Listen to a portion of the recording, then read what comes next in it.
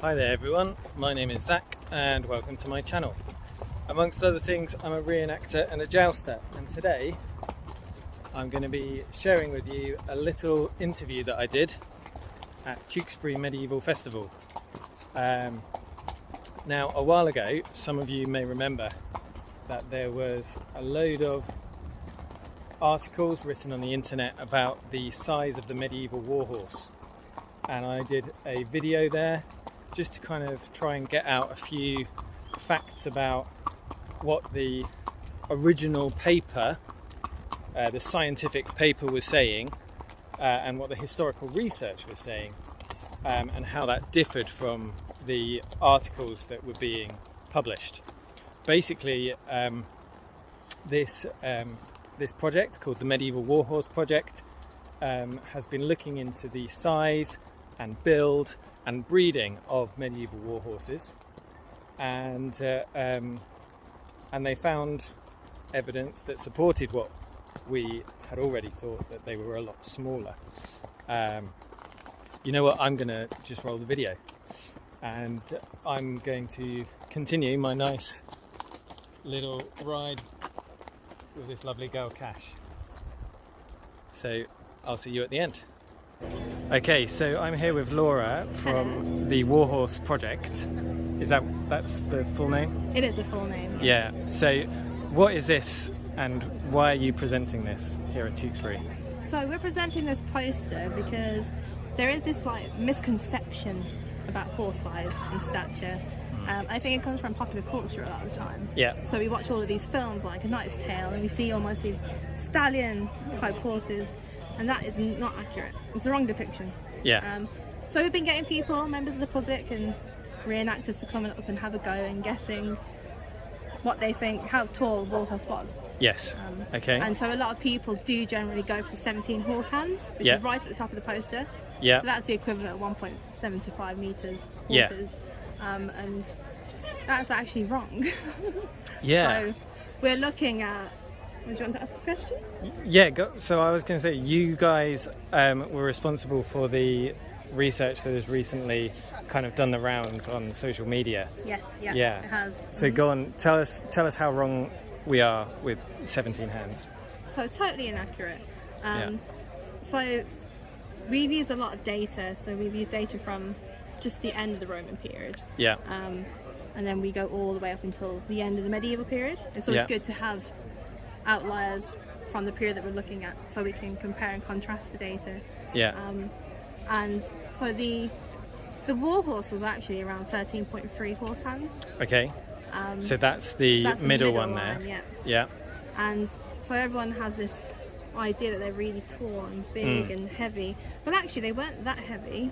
They were quite small. Yeah. But their hind legs were very robust. Yes. And very tough. Yeah.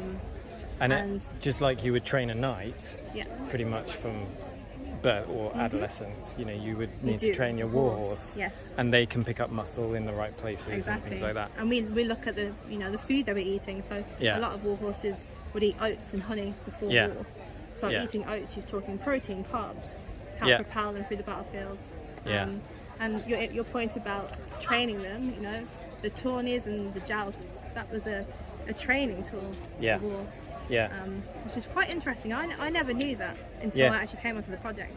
So what we're trying to do is unlock all these misconceptions that we have as a public and even as academics. Yes. What we actually know about horses. Because there's a lot of books that actually share these misconceptions, even stuff in print that kind of... They're people who, with the best will in the world, they're working with information that is now outdated and the new data's coming through. And that's what we're trying to do, is bring everything together. So our project it's across disciplines. So we're not just looking at the height, we're looking at also like the genetic makeup. So we're doing a lot of genome sequencing from skeletal assemblages and from across Europe. So we're trying to get as much data together as possible so we can actually rewrite some of the myths that we've learned. Great. Okay, so we've also got here a Chafron, this is a reproduction. So it's not from the actual 15th century, that's why I'm holding it with bare hands. What does this tell us? So what we've been doing is we've been taking a lot of modern day horses, especially ones that are used for jousts and even horses that are used, you know, as for work and farming, and trying to fit a Chafron like this onto them.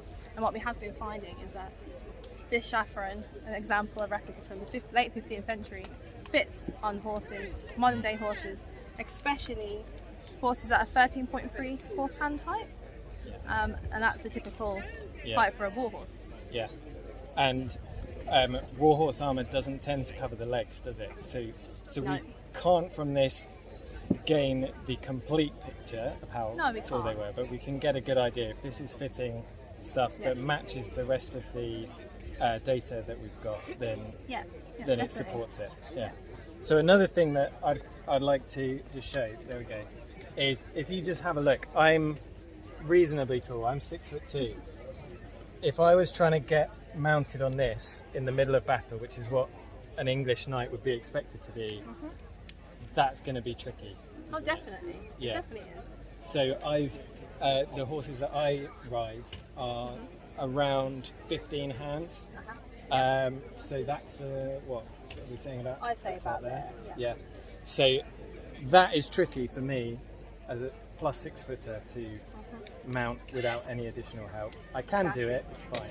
But if I was exhausted from battle and it was the route afterwards, I would definitely be wanting something around here. Definitely, a bit smaller. Yeah. I thought I'd just show you here, this is Cash, one of the horses that I ride a lot, owned by the lovely Cindy, and I'm just showing you how we measure a horse's height. So we're measuring there to the withers, which is the highest point on the back of the horse. You can see she's just under 15 hands, which is, there are a few horses that size in the study, in the data group that we've got, but they're mostly a bit smaller. And you can see how much I need to stretch my leg up in order to mount Cash from the ground. So really anything higher than 15 hands is very tricky to mount from the ground. When you're in armour, you've got to be doubly careful because you can't really jump up in the way that you sometimes could if you were mounting a taller horse without armour. This is really excited to see you guys here. Do you come every year, or are you intending? We do. So we first came to Tewkesbury just before COVID, so 2019. Yeah. But obviously because COVID has stopped everything, we haven't actually done a lot of public engagement events. Yeah. So we've actually waiting on some follow-up funding. Yeah. So we're going to have some more public engagement events that we're working on. Great. So hopefully we'll be back again next year. Excellent. Yeah. You'll see us around the country doing some great stuff. And we'll get the word out that, you know, we're not riding Shires, but also we're not riding Shetlands. Exactly. There's another type of horse in between the two that works perfectly. Yeah. I hope you enjoyed that video. I really enjoyed chatting to the people behind the research. I chatted a bit more than we actually got in that video as well, and I'd love to do some more with them.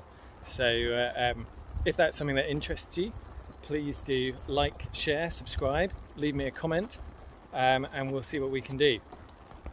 There's so much that we still need to understand about medieval horses and medieval horsemanship, and there's so much that we can do.